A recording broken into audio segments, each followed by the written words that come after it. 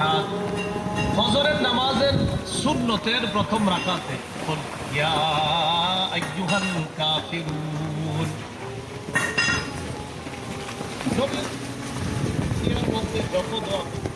নামাজের পরে যে মুনাজাত, এটা আলাদা একটা ইবাদত।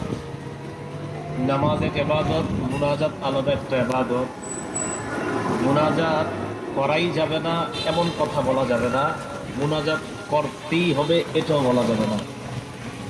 মুনাজাত আলাদা একটা ইবাদত, এটা আল্লাহর কাছে চাওয়া, আল্লাহর কাছ থেকে কিছু নেওয়ার জন্য আমরা আল্লাহর দরবারে হাত উঠাই, এটা হলো মুনাজাত। তো যাই হোক, ওই মুনাজাত একটা ইবাদত, নামাজ একটা ইবাদত।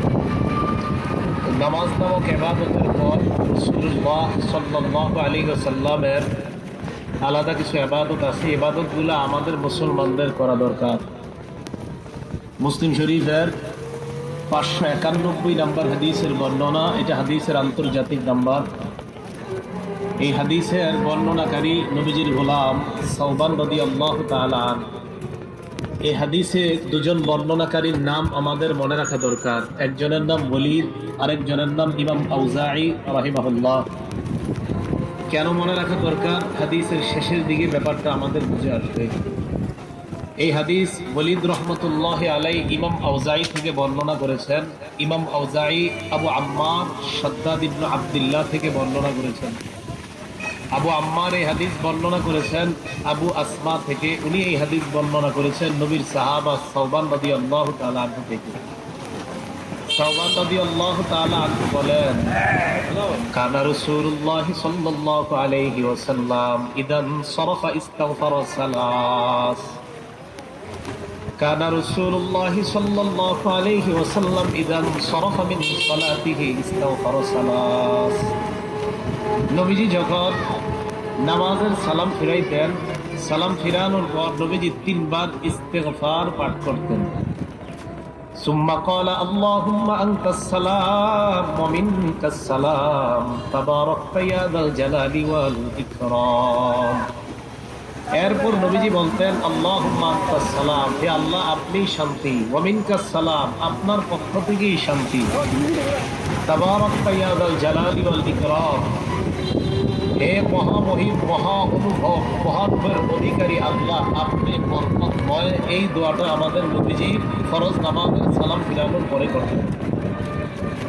ওলীদ রহমতুল্লাহ আলাইহি, যিনি ইমাম আউজাঈ থেকে হাদিসের বর্ণনাকারী, উনি বলেন, আমি ইমাম আউজাঈকে প্রশ্ন করলাম, কাইফাল ইস্তিগফার, সালাম ফিরানোর পর যে ইস্তিগফার পড়ব এটা কিভাবে পড়ব?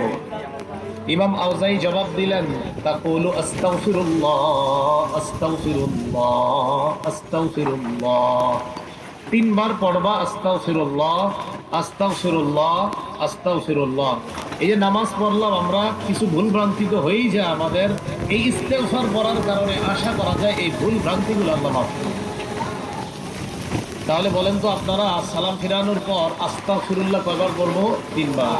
এরপরে আল্লাহুম্মা আনতাস সালাম ওয়া মিনকাস সালাম তাবারাকতা ইয়া যাল জালালি ওয়াল ইকরাম, এতটুকুই বাড়াবেন না আপনারা। বুখারী শরীফের 844 নম্বর হাদিসের বর্ণনা। এই হাদিসের মধ্যে আসছে, নবীজি সালাম ফিরানোর পর নবীজি পড়তেন, লা ইলাহা ইল্লাল্লাহ ওয়াহদাহু লা শারীকা লাহ লাহুল মুলকু ওয়া লাহুল হামদু ওয়া হুয়া আলা কুল্লি শাইইন কাদির। নবীজি পড়তেন, আল্লাহ ছাড়া কোনো ইলাহ নাই, একত্ববাদের স্বীকার করতেন, স্বীকৃতি দিতেন। লা ইলাহা ইল্লাল্লাহ ওয়াহদাহু লা শারীকা লাহ, নবীজি বলতেন আল্লাহ ছাড়া কোনো ইলাহ নাই, তার সাথে কোনো শিরিক নাই, অংশীদার করার কোনো প্রশ্নই আসে না। লাহুল মুলকু, রাজত্ব তার, ওয়া লাহুল হামদু, প্রশংসা তার, ওয়া হুয়া আলা কুল্লি শাইইন কাদির, সব জিনিসের উপর ক্ষমতাবান তিনি বলেন। নবীজি এটা বলতেন।